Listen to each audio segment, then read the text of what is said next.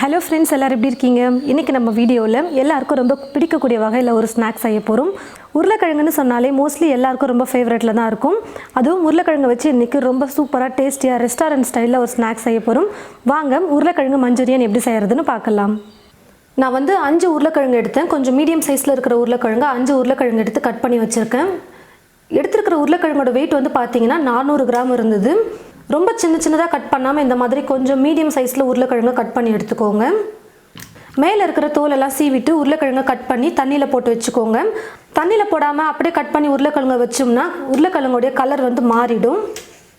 ஒரு பாத்திரத்தில் தண்ணி எடுத்து வச்சுட்டு தண்ணி நல்லா காய வச்சுக்கிட்டேன். தண்ணி இப்போது நல்லா காஞ்சி வந்துருச்சு. இந்த சமயத்தில் ஒரு 1/4 ஸ்பூன் அளவுக்கு உப்பு சேர்த்துக்கிறேன். இது கூடவே கட் பண்ணி வச்சுருக்கிறேன் உருளைக்கிழங்கை சேர்த்துடலாம்.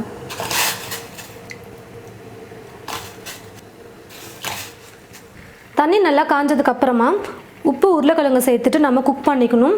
உருளைக்கிழங்கு பார்த்திங்கன்னா ஒரு 3/4 பாகத்துக்கு வேகிற மாதிரி நம்ம வேக வச்சு எடுத்துக்கணும். ரொம்ப குழஞ்சி போகிற மாதிரி வேக வைக்கக்கூடாது. நம்ம கையில் உருளைக்கிழங்கை எடுத்து நம்ம தொட்டு பார்த்தோம்னா ஹார்டாக இருக்கணும். ஆனால் உருளைக்கிழங்கு ஓரளவுக்கு வெந்திருக்கணும். ஒரு 3/4 பாகம் அளவுக்கு நம்ம குக் பண்ணோம்னா கரெக்டாக இருக்கும். தண்ணி நல்லா கொதிச்சதுக்கப்புறமா உருளைக்கிழங்கை போட்டு ஸ்டவ்வை மீடியம் ஃப்ளேமில் வச்சுக்கிட்டே ஒரு 6லேருந்து 7 நிமிஷத்துக்கு நான் குக் பண்ணிக்கிட்டேன். இப்போ பார்த்தீங்கன்னா உருளைக்கிழங்கு நல்லா வெந்து வந்துருச்சு. உருளைக்கிழங்கு நம்ம மசிச்சா உடனே மசியாது, ஆனால் உள்ளே வெந்திருக்கும் உருளைக்கிழங்கு. அதுதான் 3/4 பதத்தில் நம்ம வேக வச்சு எடுக்கிறது. இப்போ கரெக்டான பதத்தில் வெந்து வந்துருச்சு உருளைக்கிழங்கு. இப்போ நம்ம ஸ்டவ் ஆஃப் பண்ணிவிட்டு ஒரு வடிகட்டி யூஸ் பண்ணி வடிகட்டி எடுத்துக்கலாம். உருளைக்கிழங்குல கொஞ்சம் கூட தண்ணியே இருக்கக்கூடாது. அதனால் வடிகட்டி யூஸ் பண்ணி வடிகட்டிட்டோம்னா கொஞ்சம் கூட தண்ணியே எல்லாம் நல்லா வடிகட்டி எடுத்துட முடியும். 2லேருந்து 3 நிமிஷத்துக்கு அப்படியே நம்ம இந்த வடிகட்டியில் உருளைக்கிழங்கு வச்சிடலாம். இருக்கிற எக்ஸ்ட்ரா தண்ணியும் நல்லா ட்ரை ஆகிட்டு வந்துடும். 2 நிமிஷம் நான் வடிகட்டிலே உருளைக்கிழங்கு வச்சதில் தண்ணி பாருங்கள் ஃபுல்லாக ட்ரை ஆகிட்டு வந்துருச்சு. இப்போ உருளைக்கிழங்கை ஒரு பவுலில் சேர்த்துட்டு இது கூடவே கார்ன்ஃப்ளவர் மாவு சேர்த்துக்க போகிறேன். நான் எடுத்துருக்கிற உருளைக்கிழங்குக்கு 3 ஸ்பூன் கார்ன்ஃப்ளவர் சேர்த்துக்கிறேன். நல்லா ஸ்பூன் ஃபுல்லாக நான் எடுத்துருக்கேன்.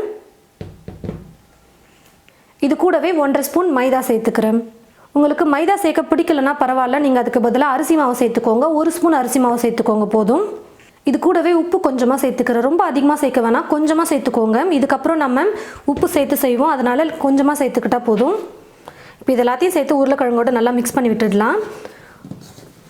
ரொம்ப மொத்தமான கோட்டிங்லாம் இருக்க வேணாம், சும்மா லைட்டாக ஒரு கோட்டிங் இருந்தால் போதும் உருளைக்கிழங்கு மேலே.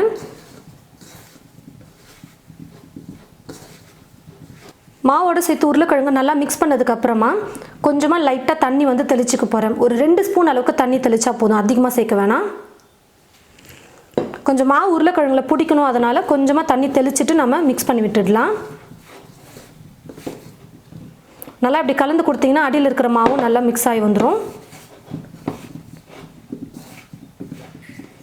பாருங்கள் ஃப்ரெண்ட்ஸ், உருளைக்கிழங்குல மாவு லைட்டாக பிடிக்கிற அளவுக்கு நம்ம மிக்ஸ் பண்ணி வச்சுக்கிட்டோம். நம்ம உருளைக்கிழங்கு எண்ணெயில் போடும்போது வெடிக்கக்கூடாது, அதனால் மேலே ஒரு லைட்டாக ஒரு கோட்டிங் மட்டும் நம்ம போட்டிருக்கோம், அவ்வளோதான். கடாயில் எண்ணெய் ஊற்றி வச்சுட்டேன். எண்ணெய் பாருங்கள் நல்லா காஞ்சிருச்சு.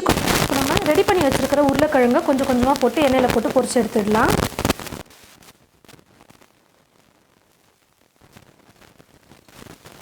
உருளைக்கிழங்கு எண்ணெயில் போட்டதுமே கரண்டி வச்சு கலந்து கொடுக்கக்கூடாது. ஒரு நிமிஷமாவது நீங்கள் அப்படியே விட்டுருங்க. ஏன்னா நம்ம தீ ஃபுல்லாக வைக்க போகிறதில்ல, கொஞ்சம் குறைச்சி வச்சு தான் குக் பண்ண போகிறோம். அதனால் 1 நிமிஷம் விட்டுட்டு அதுக்கப்புறமா நம்ம கரண்டி வச்சு கலந்து கொடுத்துக்கலாம். இப்போ லைட்டாக கரண்டி வச்சு கலந்து கொடுத்துக்கலாம். உருளைக்கிழங்கு கொஞ்சம் லைட்டாக கலர் மாறுற வரைக்கும் நம்ம குக் பண்ணால் போதும், ரொம்ப நேரம் எண்ணெயில் பொரிக்கணும்னு இல்லை. பாருங்கள் ஃப்ரெண்ட்ஸ், உருளைக்கிழங்கு நம்ம 3/4 பாகத்துக்கு தான் வேக வச்சு எடுத்துருந்தோம். இப்போ எண்ணெயில் ஒரு 1/4 பாகத்துக்கு குக் பண்ணியாச்சு. இப்போ முழுசாக உருளைக்கிழங்கு நல்லா வெந்து வந்திருக்கும். நான் ஏற்கனவே சொன்ன மாதிரி உருளைக்கிழங்கு ரொம்ப கலர் மாறக்கூடாது, கொஞ்சம் லைட்டாக மாறினா போதும். உள்ளே நல்லா உருளைக்கிழங்கு வெந்து வந்திருக்கும். இப்போ நான் எடுத்துடுறேன். ஏற்கனவே வேக வச்சு தான் நம்ம எடுத்துருக்கோம். கொஞ்சம் நேரம் குக் பண்ணால் போதும், உருளைக்கிழங்கு முழுசாக நல்லா வெந்து வந்துடும். இப்போ ஸ்டவ்வை கொஞ்சம் ஃபுல்லாக வச்சுக்கிட்டு எண்ணெயை 1 நிமிஷம் காய வச்சுட்டு அதுக்கப்புறமா ஸ்டவ்வை கொஞ்சம் லைட்டாக குறைச்சிட்டு நம்ம மீதி இருக்கிற உருளைக்கிழங்கை போட்டு குக் பண்ணிக்கலாம். இதே போல் மீதி இருக்கிற எல்லா உருளைக்கிழங்கையும் எண்ணெயில் போட்டு நம்ம பொரிச்சு எடுத்துடலாம். பாருங்கள் ஃப்ரெண்ட்ஸ், உருளைக்கிழங்கை எண்ணெயில் போட்டு பொரிச்சு எடுத்தாச்சு. ஸ்டவ்வை பற்ற வச்சுக்கிட்டு ஸ்டவ் மேலே ஒரு கடாய் வச்சுருக்கேன். இப்போ கடாய் நல்லா சூடு ஏறினதும் எண்ணெய் 2 ஸ்பூன் அளவுக்கு சேர்த்துக்கிறேன். எண்ணெய் வந்து ஓரளவுக்கு காஞ்சதுக்கு அப்புறமா ஒரு சின்ன துண்டு இஞ்சி எடுத்து நல்லா பொடியாக கட் பண்ணி வச்சுருக்கேன். 2 பல் பூண்டு எடுத்து பொடியாக கட் பண்ணி வச்சுருக்கேன். ஒரு பச்சை மிளகா பொடியாக நறுக்கியது. இப்போ முதல்ல இஞ்சியும் பூண்டும் சேர்த்து லைட்டாக வதக்கிக்கலாம்.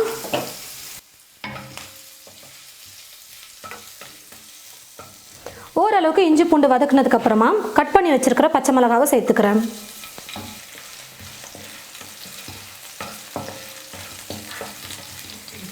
எல்லாம் ஓரளவுக்கு நல்லா வதங்கினதுக்கு அப்புறம் வெங்காயம் வந்து பொடியாக கட் பண்ணி எடுத்து வச்சுருக்கேன். இப்போ இந்த வெங்காயத்தை சேர்த்துக்க போகிறேன். பெரிய வெங்காயமாக இருந்தால் பாதி வெங்காயம் எடுத்துக்கோங்க. கொஞ்சம் சின்னதாக இருந்தால் ஒரு வெங்காயமே போதும். இப்போ வந்து நான் பாதி வெங்காயம் பொடியாக கட் பண்ணி வச்சுருக்கேன், அதை சேர்த்துக்கிறேன். வெங்காயம் சேர்த்து ரொம்ப நேரம் வதக்க வேணாம். ஸ்டவ்வை ஃபுல்லாக வச்சுட்டு கரெக்டாக நான் 2 நிமிஷம் வதக்க போகிறேன். வெங்காயம் சேர்த்து 2 நிமிஷம் நல்லா வதக்குனதுக்கு அப்புறமா இது கூட நம்ம சாஸ்லாம் சேர்த்துக்க போகிறோம். ஸ்டவ்வை லோ ஃப்ளேமில் வச்சுட்டு இது கூட 3 ஸ்பூன் டொமேட்டோ கெச்சப் சேர்த்துக்கிறேன்.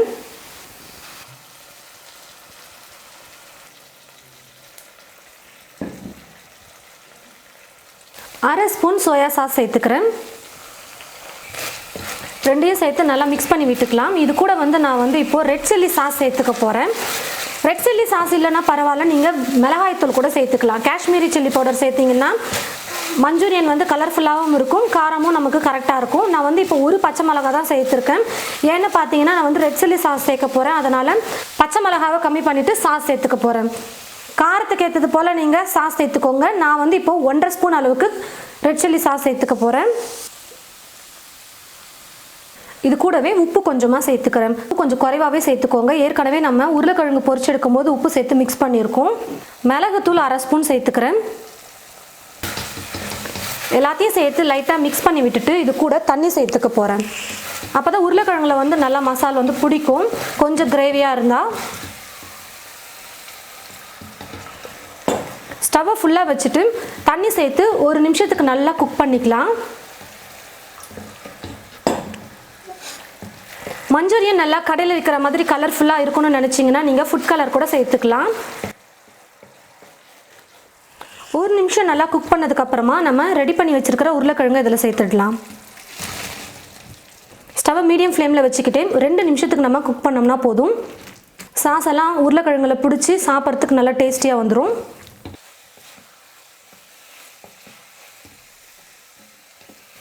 பாருங்கள் ஃப்ரெண்ட்ஸ், ஸ்டவ்வை மீடியம் ஃப்ளேமில் வச்சுக்கிட்டு 2 நிமிஷம் நான் வந்து குக் பண்ணிக்கிட்டேன்.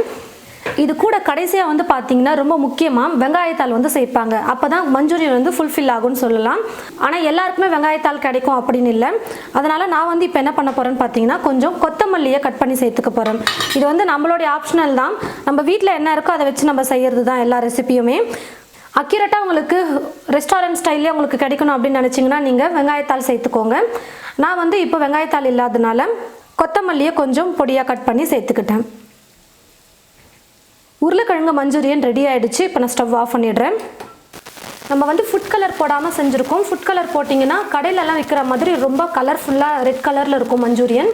இது வந்து ஆப்ஷனல் தான், வேணும்னா நீங்கள் ஃபுட் கலர் சேர்த்துக்கலாம். டேஸ்ட் வந்து பார்த்திங்கன்னா அவ்வளோ சூப்பராக வந்திருக்கு. எல்லாருக்கும் ரொம்ப பிடிக்கக்கூடிய வகையில் இந்த மஞ்சூரியன் இருக்கும். கண்டிப்பாக உங்களுடைய வீட்டில் நீங்கள் ட்ரை பண்ணி பாருங்கள். முக்கியமாக குட்டீஸ்க்கெல்லாம் இது போல் செஞ்சு கொடுத்தீங்கன்னா ரொம்பவே லைக் பண்ணி சாப்பிடுவாங்க. நீங்களும் ஒரு முறை உங்களுடைய வீட்டில் உருளைக்கிழங்கு இருந்தால் இது போல் மஞ்சூரியன் ட்ரை பண்ணி பார்த்துட்டு எப்படி இருக்குன்னு மறக்காமல் கமெண்ட் பாக்ஸில் வந்து கமெண்ட் பண்ணுங்கள். இந்த வீடியோவை மற்றவங்களுக்கும் ஷேர் பண்ணுங்கள். இது போல் நிறைய ரெசிபீஸ் பார்க்க தமிழ் ஃபுட் மசாலா சேனலை மறக்காமல் சப்ஸ்கிரைப் பண்ணிக்கோங்க. கூடவே பக்கத்தில் இருக்கிற பெல் ஐக்கானை கிளிக் பண்ண மறந்துடாதீங்க. தேங்க்யூ.